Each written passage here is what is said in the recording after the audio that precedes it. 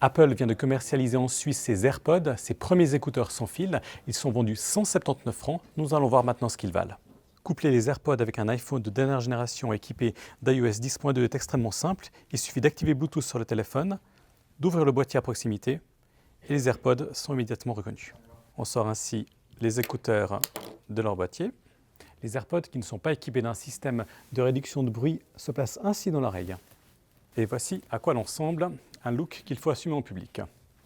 Ensuite, on a remarqué lors de nos tests que les AirPods ne tiennent pas forcément très bien dans les oreilles, puisque lors d'une balade en ville, on a vu qu'à 2 reprises, un AirPod était tombé par terre. Ça dépend évidemment des oreilles de l'utilisateur. Au niveau de la qualité sonore, le son est plutôt bon pour un appareil de cette catégorie-là.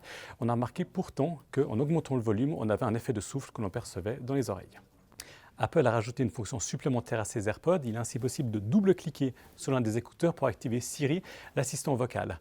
Mais prenons un cas très simple, vous êtes dans le bus, dans l'avion, vous voulez augmenter ou baisser le volume ou bien passer au morceau de musique suivant. Vous allez être obligé du coup de parler à vos écouteurs, ce qui ne va pas être extrêmement pratique. Vous allez donc finalement être tout de même obligé de reprendre votre téléphone en main pour effectuer ces fonctions-là.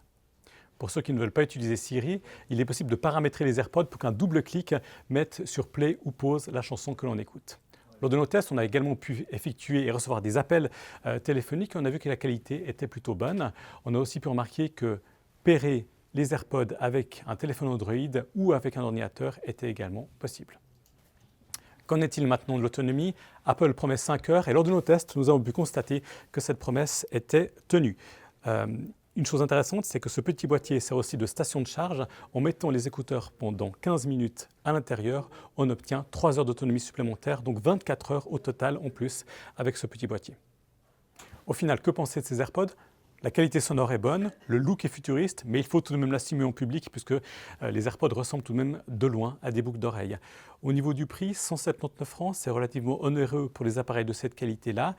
Il y a aussi un autre souci, bien sûr, on l'a vu lors de nos tests, c'est que les écouteurs peuvent tomber relativement facilement par terre, ce qui peut poser des gros problèmes. Alors certes, Apple vend des écouteurs supplémentaires 80 francs pièce, mais c'est tout de même relativement cher.